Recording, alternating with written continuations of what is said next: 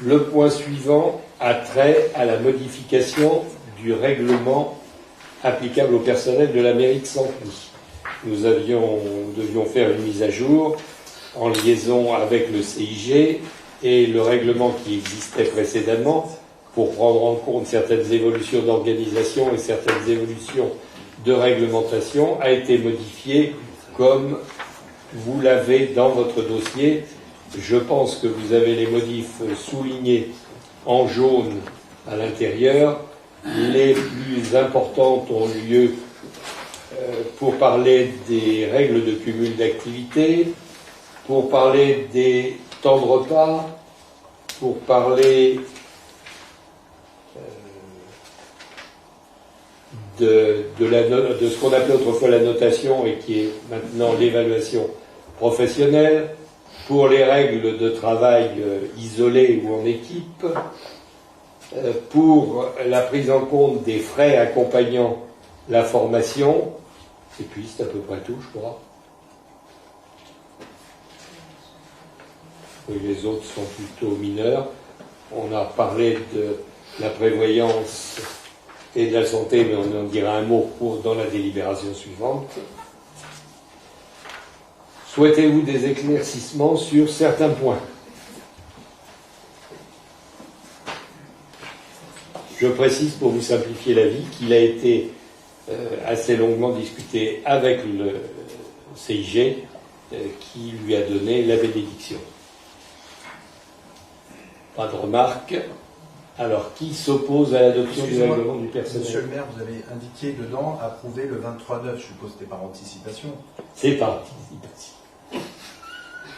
Non, attends, le 23/9. C'est au jardin. Ben oui, c'est pas en jaune, en plus en gros. C'est par anticipation. Nous ne doutons pas que tu sois convaincu du bien fondé de ces évolutions. Bien, donc, j'ai demandé qui s'opposait, j'ai vu personne, qui s'abstient. Personne non plus, alors c'est adopté.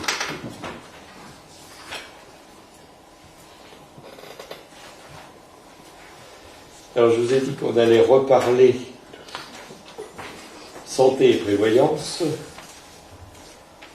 pour la simple raison que nos agents bénéficiaient de la possibilité d'adhérer en matière de santé d'une part, en matière de prévoyance d'autre part, à des contrats de groupe qui avaient été négociés en 2012, je crois, si c'est ça, oui, qui avaient été négociés en 2012 et qui expirent fin 2019.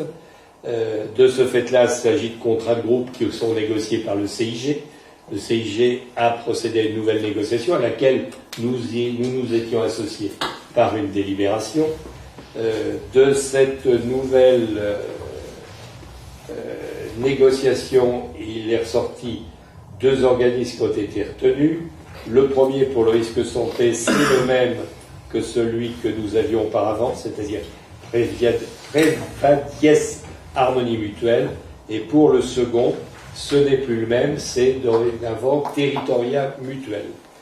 Donc il nous faut bien sûr contracter avec chacun de ces deux organismes. C'est pour ça que cette délibération apparaît maintenant. Ce qu'il faut préciser, c'est qu'à cette époque, nous avions prévu une contribution aux souscriptions des agents qui adhéraient pour le risque santé qui était fixé à un certain niveau de 40% pour les agents de catégorie C, de 30% pour les agents de catégorie B et de 20% pour les agents de catégorie A et de 40% pour tout le monde en matière de prévoyance.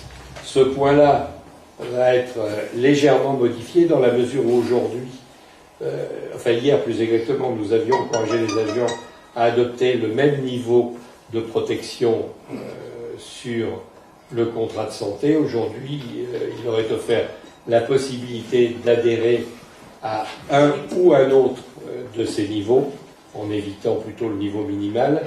Et de ce fait, nous avons transformé le pourcentage en valeur absolue, qui permet à la commune de savoir ce qu'elle attribue à chaque agent en la matière.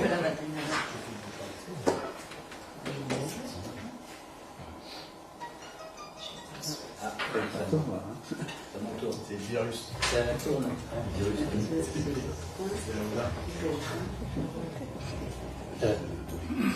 Bien, bon, ben, je vois tout le monde silencieux, donc j'en conclus qu'il n'y a pas de questions. Qui s'oppose à ce que nous adhérions à ces nouveaux contrats sans surveillance? Personne.